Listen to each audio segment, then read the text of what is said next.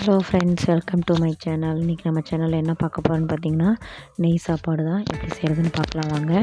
இப்போ அதுக்கு நான் முந்திரி, பட்டை, கிராம்பு, ஏலக்காய், ஸ்டாரு, பிரியாணி இலை எல்லாம் எடுத்து வச்சுருக்கேன்.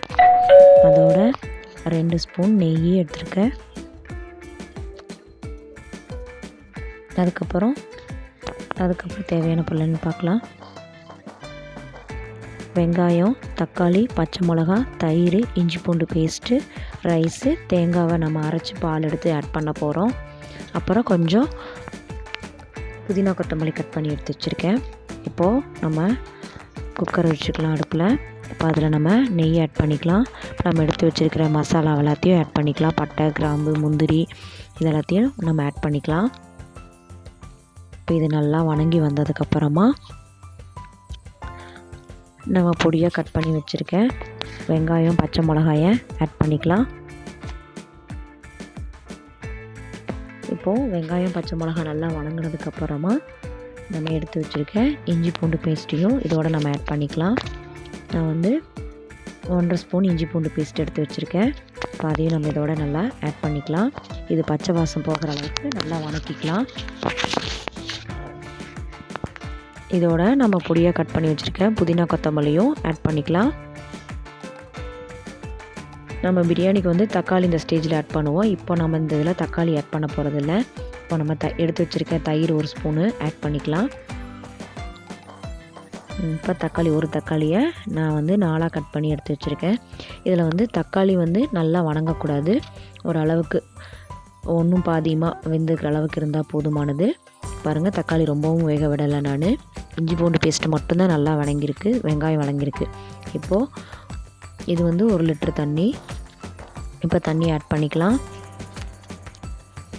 இந்த தண்ணியோட நம்ம எடுத்து வச்சுருக்க தேங்காய் இருக்குல்ல, அதை பால் எடுத்து அந்த தண்ணியும் ஆட் பண்ணிக்கிறேன். அவ்வளோதான். பாருங்கள், தக்காளி ரொம்ப நான் வணங்க விடலை. தக்காளி அப்படியே முழுசாக உங்களுக்கு தெரியுது பாருங்கள். அது ஒன்றும் பாதியமாக தான் வெந்திருக்கு. இப்போது தண்ணி நல்லா கொதித்து வந்துட்டுருக்கு. இப்போ நம்ம பிரியாணி அரிசியை ஊற வச்சு கழுவி வச்சுருந்தோம். இப்போ நம்ம அதை ஆட் பண்ணிக்கலாம். ஆட் பண்ணிவிட்டு தேவையான அளவு உப்பு ஆட் பண்ணிவிட்டு நல்லா நம்ம அதை மிக்ஸ் பண்ணி விடலாம்.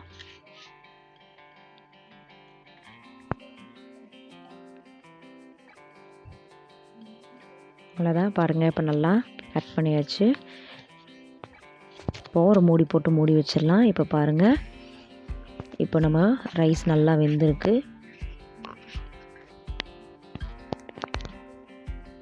கொஞ்சம் தண்ணி இருக்குது. இன்னும் கொஞ்சம் நேரம் வேக விட்டால் உங்களுக்கு நல்லா அரிசி வெந்துடும். இப்போ இது 3/4 பாதம் வெந்து வந்திருக்கு. கொஞ்சமாக கீழே தண்ணி இருக்குது. இப்போது நம்ம ஃபாயில் போட்டு மூடி தம் வச்சிடலாம்.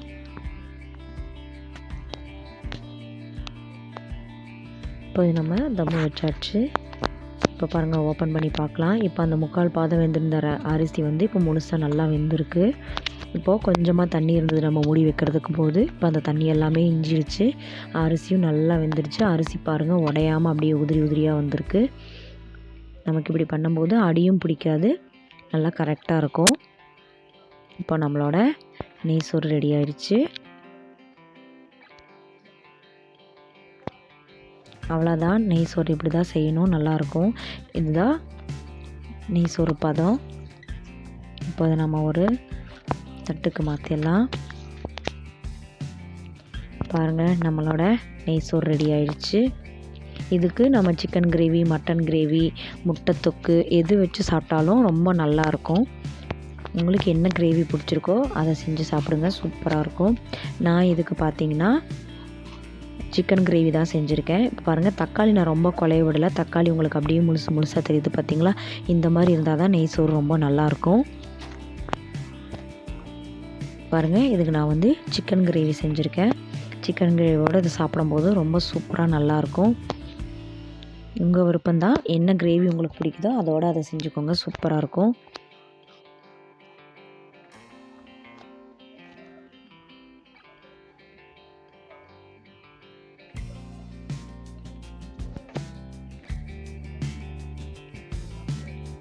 நீங்களும் இதே மாதிரி ட்ரை பண்ணி பாருங்கள். உங்களுக்கும் இது கண்டிப்பாக பிடிக்கும்.